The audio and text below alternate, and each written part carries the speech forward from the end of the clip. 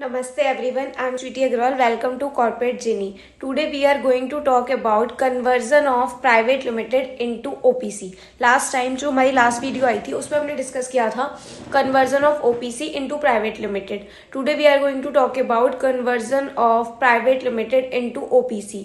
Section 18 of the Companies Act 2013 deals with that kind of conversion.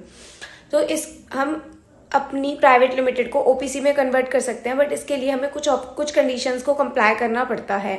Number 1 condition है जो हमारी turnover है, annual turnover last 3 years में 2 करोड़ से ज्यादा कम होनी चाहिए, लाइक 2 करोड़ से एक्सीड नहीं करनी चाहिए. नंबर 2 कंडीशन है paid up share capital. Paid up share capital हमारी 50 लाख से एक्सीड नहीं करनी चाहिए.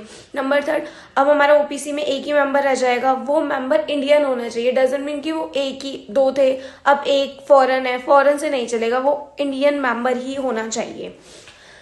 अब इसके साथ हमारी कुछ और कंडीशंस हैं, लाइक हमें क्या है, इसमें कंपनी को ईजीएम कॉल करनी पड़ेगी. नंबर फर्स्ट जो पॉइंट आता है कि कंपनी के आर्टिकल्स में अथॉरिटी होनी चाहिए कि वो इस टाइप का कन्वर्जन कर सकता है, प्राइवेट लिमिटेड को ओपीसी में कन्वर्ट कर सकता है. अगर आर्टिकल्स में ऑथराइजेशन नहीं है तो हमें एमओए एओए को आर्टिकल्स को ऑल्टर करना पड़ेगा, प्लस अपने शेयर होल्डर्स को लिमिट को कम करना पड़ेगा. डायरेक्टर्स को तो हम एक से ज्यादा भी रख सकते हैं ओपीसी में. The point to be noted, like जो ओपीसी कंपनी होती है उसमें हमारे डायरेक्टर एक से ज्यादा भी हो सकते हैं, बट मेंबर शुड बी 1.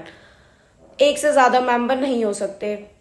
अब क्वेश्चन आता है कि हम आर्टिकल्स को ऑल्टर कर लेंगे, उसके बाद हम बोर्ड मीटिंग कॉल करेंगे, ईजीएम कॉल करेंगे, उसमें हम रेजोल्यूशन पास करेंगे. उसका मेन एजेंडा यही होगा कि अपने सारे क्रेडिटर से एनओसी लेंगे, शेयर होल्डर से अप्रूवल लेंगे कि they don't have any kind of objection for that kind of conversion.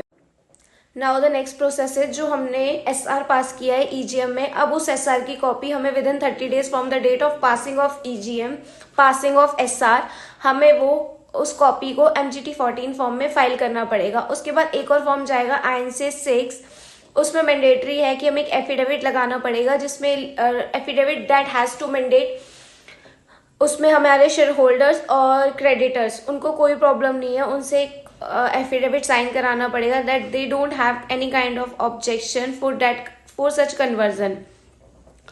That's all. After that the filing of INC 6 government की साइड से काम रह जाता है. नाउ दे विल अब वो सारे डॉक्यूमेंट्स चेक करेंगे, अगर उनको लगता है कि सारी चीजें ठीक है then they will issue fresh certificate of incorporation.